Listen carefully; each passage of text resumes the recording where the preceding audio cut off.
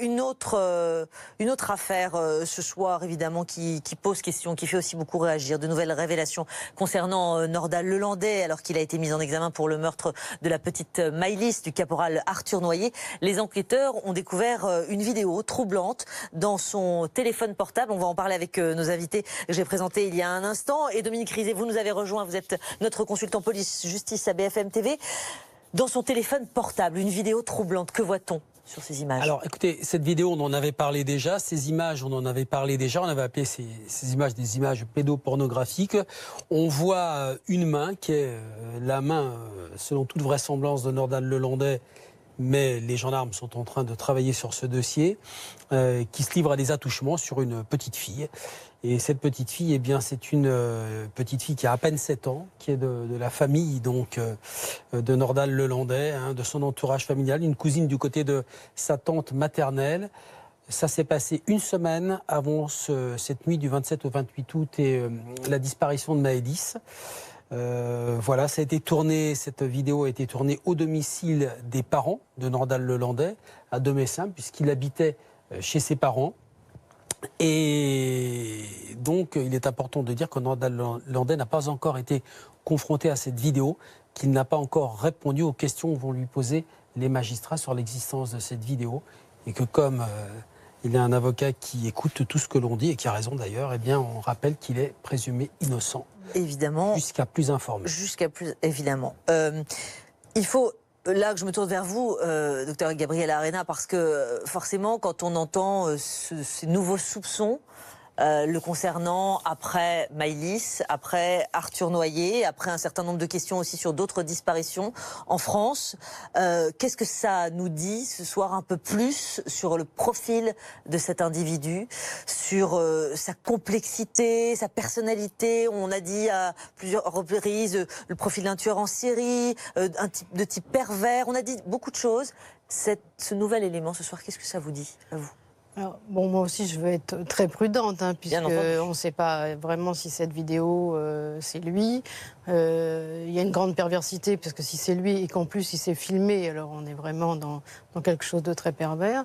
Alors, qu'est-ce que ça en dit? Sur les meurtres, il a été question, il me semble-t-il, qu'il n'y avait pas été dit que la petite Maëlys a été... Voilà, donc voilà. Donc, il y a d'un côté une violence très, très rude de meurtre, de crime, et de l'autre côté des attouchements sexuels.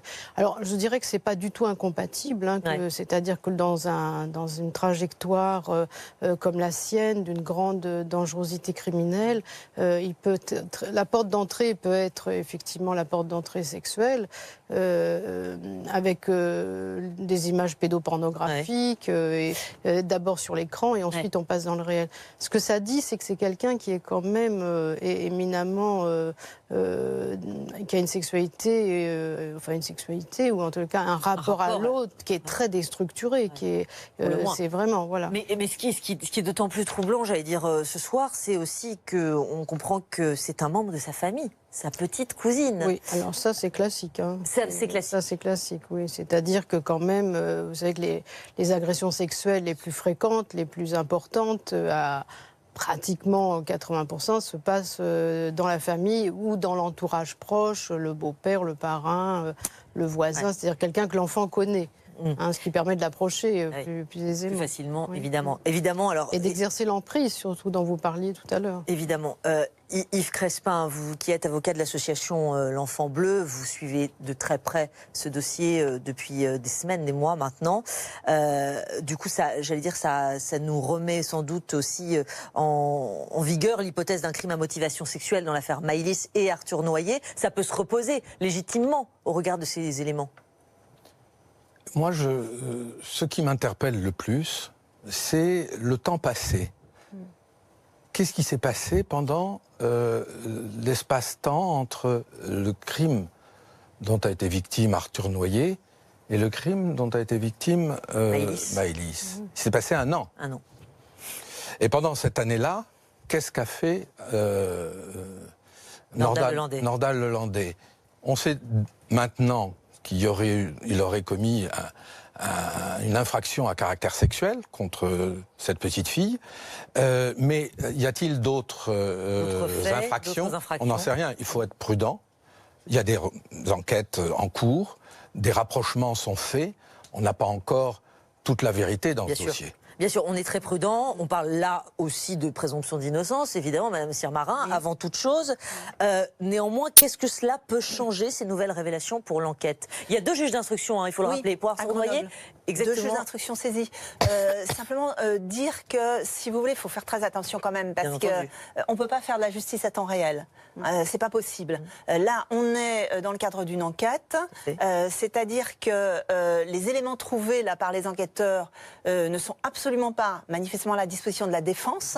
Donc, c'est nécessairement, entre guillemets, une fuite venant de professionnels de la justice. Bon, il y a eu une perquisition quand même, hein, Dominique Rizet, vous nous le confirmez, il y a eu perquisition à son domicile, au domicile des parents. Hein, sur le téléphone, on est vraiment au niveau de l'expertise, de l'analyse, etc. Ça pose quand même problème, je parle pour les magistrats, parce que c'est extrêmement difficile de mener des instructions au rythme, si vous voulez, du journalisme d'investigation. C'est vraiment très difficile. Bon, ceci étant posé, par ailleurs, quand on lit ce qu'il y a dans la dépêche de l'AFP sur ce qu'on a trouvé sur son téléphone portable, on ne sait pas du tout si c'est lui. De toute manière, si c'est lui, le problème, c'est que là, on est sur déjà une qualification sur la petite Maëlys, on est sur une qualification évidemment criminelle. Avec un meurtre d'enfant pour l'instant. Qui n'est pas avoué, il n'est pas avoué en tant que tel. Hein. On rappelle que lui, il a avoué une chute, il a reconnu, mais il a avoué. Voilà.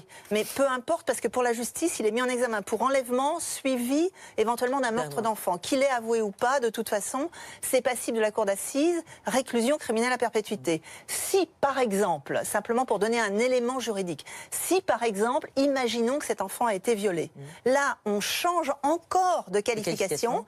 Là, on a éventuellement un viol avec un meurtre d'enfant. Et là, on est sur de la réclusion criminelle à perpétuité. Ça change pas.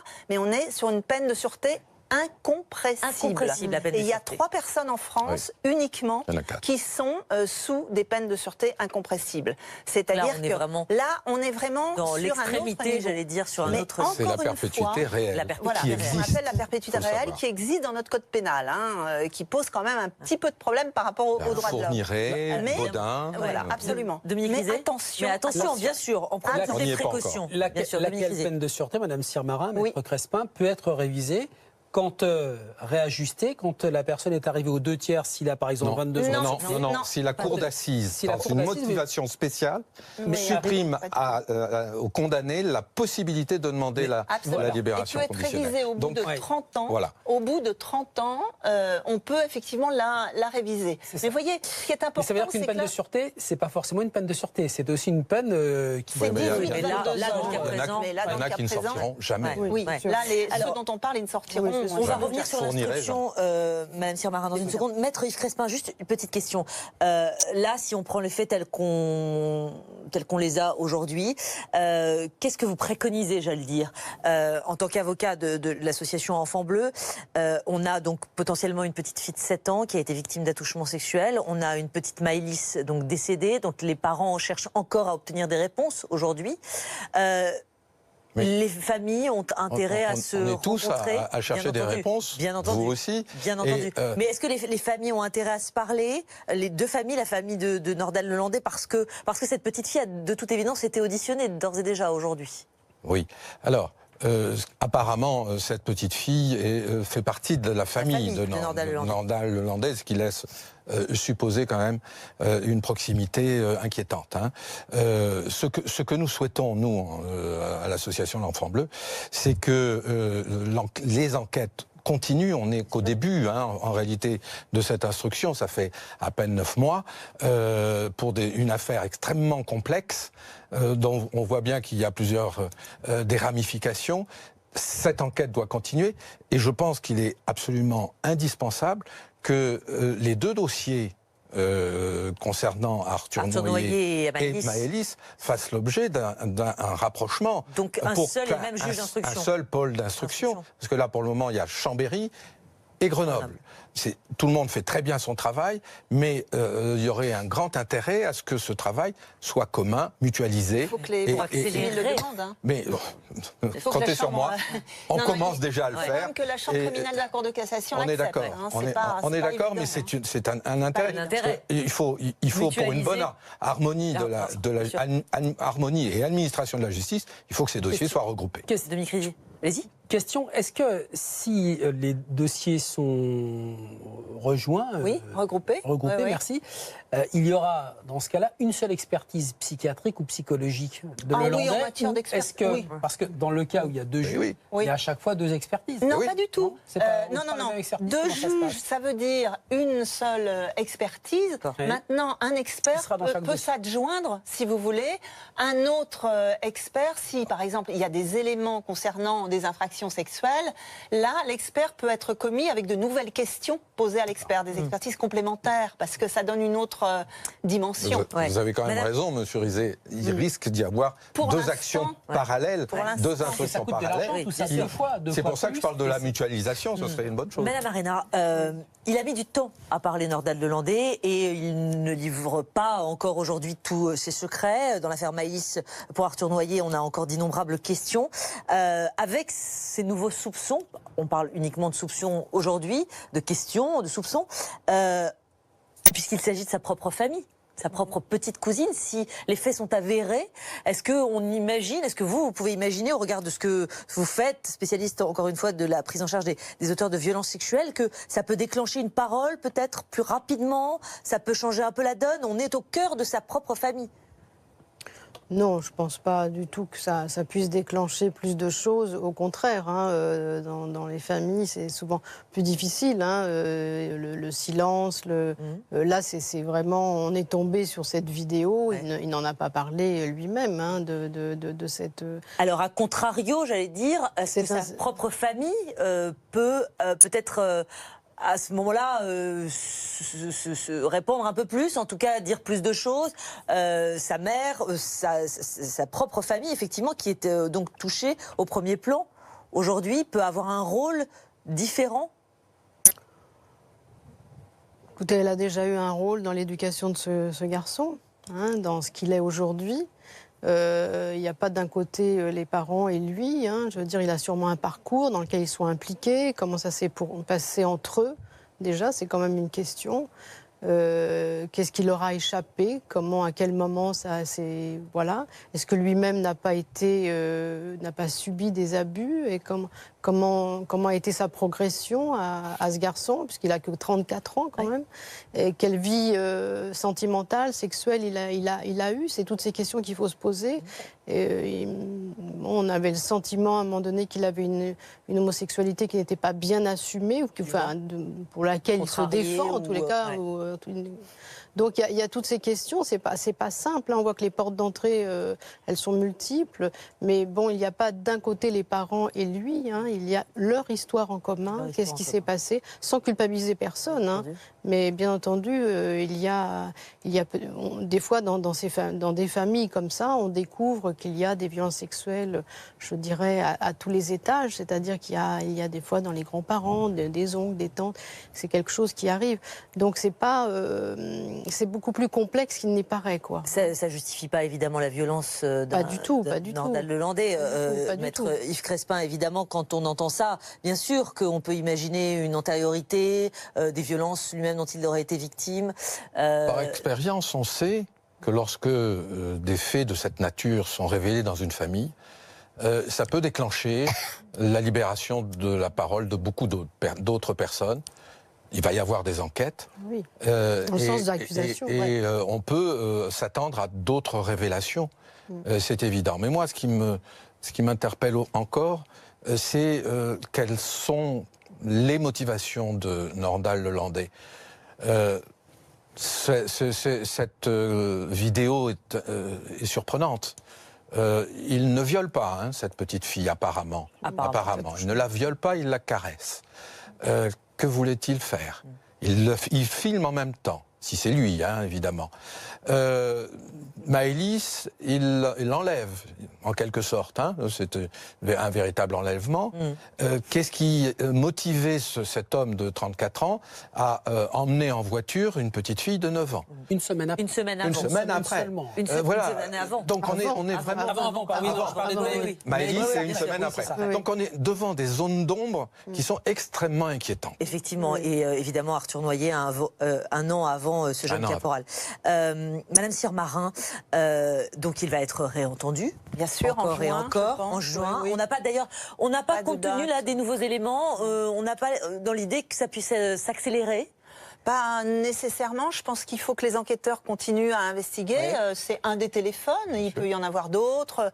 On peut découvrir, vous savez, maintenant avec tous les progrès de la police judiciaire numérique, on peut découvrir, je ne sais pas, sur Internet, des choses, etc. Donc ça, on n'en sait rien. Et puis ensuite, il faut que les enquêteurs rendent finalement leur travail au juge d'instruction pour que la défense en prenne connaissance, etc.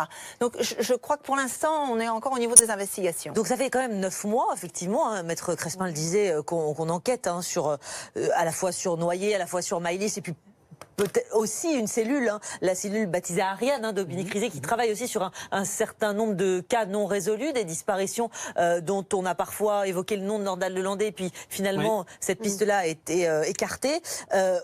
Avant d'être renvoyé devant la cour d'assises, qu'est-ce qu'on peut imaginer? Mais là, de toute façon, on attend le résultat d'autres auditions, d'expertise, éventuellement de confrontation s'il y avait d'autres éléments qui permettraient de le confronter à des personnes, je ne sais pas. Donc, vous voyez, il faut encore plusieurs mois au moins. Minimum. Et puis, les expertises, par exemple, psychiatriques, psychologiques, les expertises anthropologiques sur le corps de Maëlys, odontologiques, les contre-expertises qui vont être demandées. Vous voyez, enfin, ça, ce sont des affaires. On est loin d'être très longues.